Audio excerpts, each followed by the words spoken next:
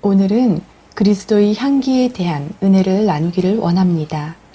오늘 본문은 사도 바울이 사랑하는 고린도 교회 교인들에게 쓴 편지인데요. 그리스도의 향기에 대하여 편지를 써 내려가고 있습니다.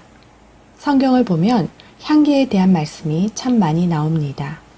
구약에서 보면 향기로운 제물, 향기로운 냄새 등 구약시대에는 향기가 제사와 연관이 있습니다. 구약시대에는 오늘날처럼 예배를 드리는 것이 아니라 희생 제물을 바쳐서 하나님께 제사를 드렸습니다. 레위기를 보면 제사에 대하여 자세히 나옵니다. 번제의 경우 흠 없는 동물, 즉 소나 양과 같은 희생 제물을 죽여서 피는 따로 받아두고 부위별로 각을 떠서 장작불 위에 태우게 됩니다. 곡물 제사인 소제를 드릴 때에도 마찬가지로 번제단 위에서 불사르게 됩니다. 우리가 요리를 할 때 불에 고기를 굽거나 곡식을 볶을 때에 구수하고 맛 좋은 냄새가 나듯이 희생 제물을 온전히 태워서 냄새를 올려드릴 때 하나님께서는 그 향기로운 냄새를 기뻐 받으신다는 것입니다. 당시에는 짐승의 고기 중 기름, 팻 부분이 가장 좋은 부위였다고 합니다. 그래서 동물 제사를 드릴 때는 항상 팻, 기름이 빠지지 않았고 식물을 태울 때에도 항상 오일, 기름을 꼭 첨가했습니다. 하나님이 명령하시기를 아주 가난한 자를 제외하고는 항상 기름을 향기로운 냄새로 태워드려야 했습니다. 이를 통해 우리가 예배를 드릴 때에는 언제든지 하나님께 최고, 최선의 것을 드려야 함을 배우게 됩니다. 이것은 하나님께 대한 경외와 순종과 충성의 표현인 것입니다. 구약의 제사에서 피는 생명 자체로서 생명의 근원이라면 기름은 생명을 유지시키는 힘의 근원이었습니다. 구약의 제사는 동물의 피와 기름을 하나님께서 받으셨다면 신약 시대와 오늘날 우리의 예배는 오직 예수 그리스도의 피의 공로와 성령의 임재, 기름 부음을 통해 하나님께 영적 예배를 우리가 드릴 수가 있습니다. 로마서 12장 1절에 형제들아 내가 하나님의 모든 자비하심으로 너희를 권하노니 너희 몸을 하나님이 기뻐하시는 거룩한 산 제물로 드리라. 이는 너희가 드릴 영적 예배니라. 우리가 거룩한 산 제물로 드려질 때 비로소 하나님께서 기뻐 받으시는 영적 예배가 됩니다.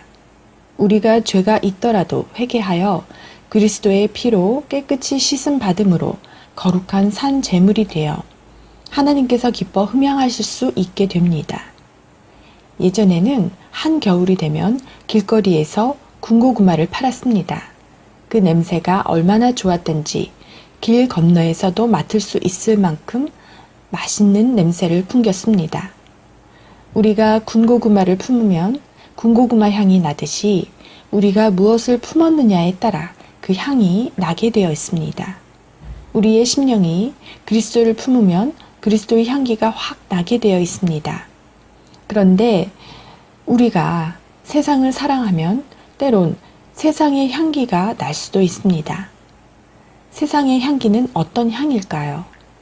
갈라디아서 5장 20절에 보면 음행과 더러움, 음란, 우상 숭배와 마술, 미움과 다툼, 질투와 화내기, 이기심과 편가르기, 분열과 시기, 술 취하기와 흥청거리는 잔치를 육체의 일들이라고 합니다.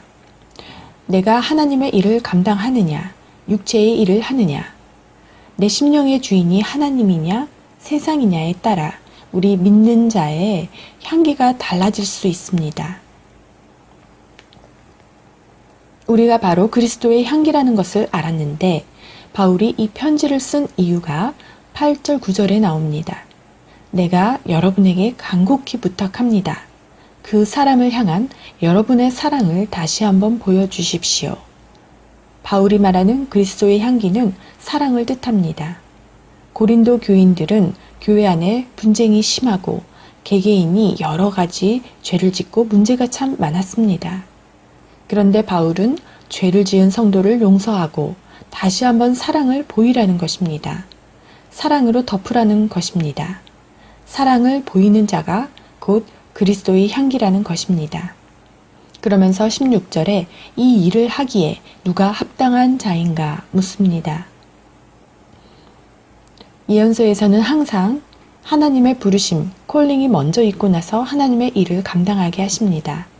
부르심의 광경을 대여언서에서 보면 이사야가 주님께 소명을 받습니다. 이사야서 6장 8절에 보면 내가 누구를 보내며 누가 우리를 위하여 갈고 말씀하시니까 이사야 선지자가 내가 여기 있나이다. 나를 보내소서라고 화답합니다. 그러나 예레미야는 내가 태어나기도 전에 너를 거룩하게 구별해서 뭇 민족에게 보낼 예언자로 세웠다고 하나님께서 부르시니까 아닙니다. 저는 말을 잘 할 줄도 모르고 아직 너무나 어립니다. 라고 그 부르심에 부담스러워합니다. 에스겔을 보면 하나님께서 인자야 라고 부르십니다. 인자야는 에스겔서에 90번 이상 나오는데 인자라는 뜻은 죽을 수밖에 없는 연약한 인간이란 뜻입니다. 이런 연약한 에스겔을 부르셔서 하나님의 일을 감당하게 하셨습니다. 이 사명은 나이와도 상관이 없습니다. 나약해도 상관이 없습니다. 바울은 하나님의 일을 감당할 자를 찾으시면서 17절에 자격에 대하여 말합니다. 순전한 자, 하나님의 보내심을 받은 사람답게 항상 하나님 앞에 그리고 그리스도 안에서 일하는 진실한 자가 자격이 있다고 말씀합니다. 당시의 성도들 중 많은 사람들이 하나님의 말씀으로 장사를 했습니다. 그런데 하나님의 말씀을 혼잡게 한다는 것과 완전 반대로 순전함이란 성실하고 정직한 사람입니다. 주님이 찾으실 때 이사야처럼 내가 여기 있나이다. 부르심에 순종해야 하나님의 일들을 감당하는 그리스도의 향기가 됩니다. 그런데 순전함만 있어도 순종만 있어도 안 됩니다. 둘 다 필요합니다. 주님께서 누가 이 일을 감당하리요? 물으신다면 주여 내가 여기 있나이다. 이사야처럼 대답하기를 소망합니다. 예레미야처럼 너무 어리고 말을 잘 못해도 에스겔처럼 두렵고 나약해도 주님을 향한 진실된 마음이 있다면 주님, 제가 부족하지만 무엇을 할까요? 어디로 갈까요? 말씀만 하옵소서 순종하겠나이다. 라고 대답할 수 있기를 축복합니다. 우리는 주님 부르신 자리에서 하나님께로부터 받은 순전함으로 그리고 무엇보다 중요한 것은 서로 사랑함으로 그리스도의 향기가 되시기를 축복합니다.